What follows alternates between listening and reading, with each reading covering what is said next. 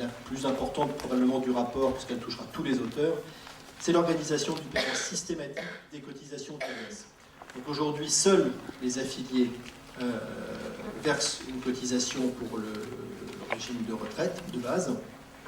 La proposition des rapporteurs, qui renvoie à une obligation légale qui n'était pas faite depuis des années, c'est que tout le monde verse cette cotisation vieillesse, donc y compris les assujettis, donc les 170 000 auteurs dont on a parlé tout à l'heure.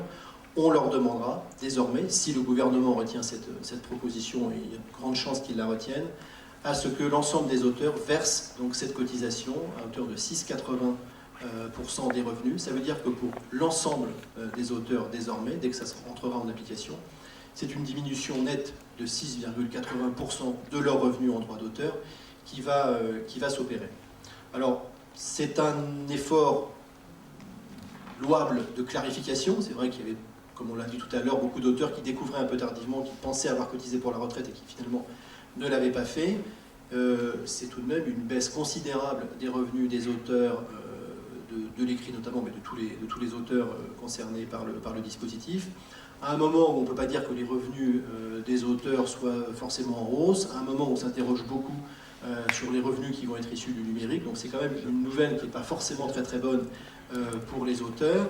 Ça aurait un aspect positif si on avait toutes les certitudes, et là on ne les a pas pour l'instant, que ça allait bien ouvrir des droits pour tout le monde, et que ça allait élargir l'assiette de retraite, et que donc du coup la retraite que ces auteurs auront plus tard au moment de la liquidation sera plus importante qu'elle ne le serait aujourd'hui. Une petite précision peut-être tout de suite, pour entrer dans le principe. Alain Absir l'a dit tout à l'heure, équivalence du statut social de l'auteur avec celui des salariés. De fait, le régime social des auteurs, c'est ce qu'on appelle le régime général.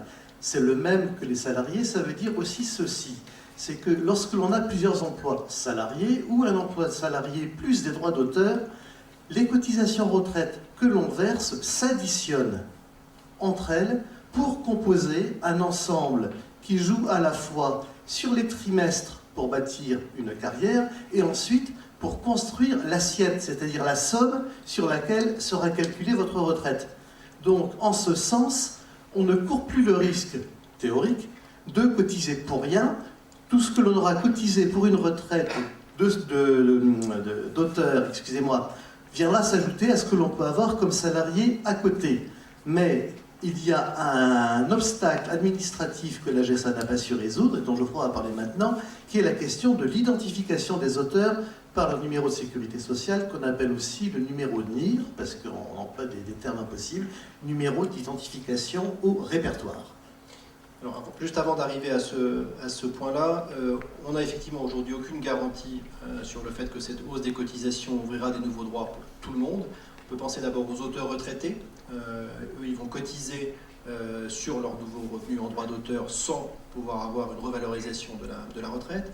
On peut penser aux auteurs qui ont les revenus les plus faibles. Rien ne permet de s'assurer qu'ils valideront suffisamment de trimestres pour avoir accès à la retraite et avoir une retraite décente. On n'a aucune assurance sur le fait que ces nouvelles cotisations viendront bien s'agréger aux autres cotisations dans tous les cas de figure.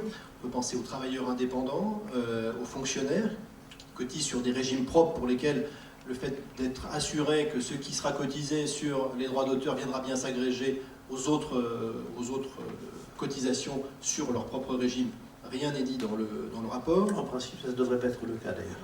Ça risque de ne pas être le cas, y compris pour les auteurs salariés, donc les auteurs qui sont par ailleurs salariés, qui cotisent sur leur activité salariée. Est-ce qu'on est bien certain, c'est ce que disait Dominique, que la GESA aura les moyens de rapprocher les personnes, y compris notamment sur les assujettis, où il y a une méconnaissance totale de qui est assujetti à la GESA, comment on fera pour que les autres caisses donnent l'information et qu'on puisse s'assurer que tout ça sera bien agrégé au final. Il serait quand même inconcevable que les auteurs, on leur demande une cotisation supplémentaire et que ça ne puisse pas ouvrir de nouveaux droits.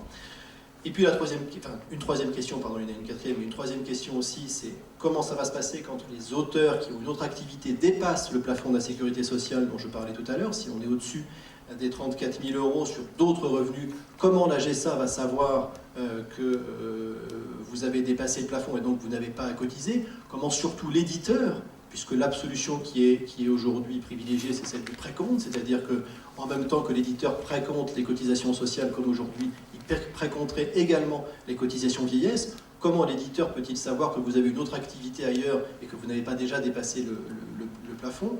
Comment l'éditeur sait que vous travaillez avec d'autres éditeurs ou que vous avez d'autres activités artistiques et que vous n'avez pas déjà dépassé ce plafond? Comment se fera donc ce rapprochement? Dans quel délai est-ce qu'il se fera? Ça peut supposer aujourd'hui, et c'est plutôt la réponse qu'on nous fait, que les auteurs vont surcotiser, et donc il y aura éventuellement un remboursement après. Remboursement de la sécurité sociale, une fois qu'ils auront un plan informatique suffisant pour rapprocher les gens.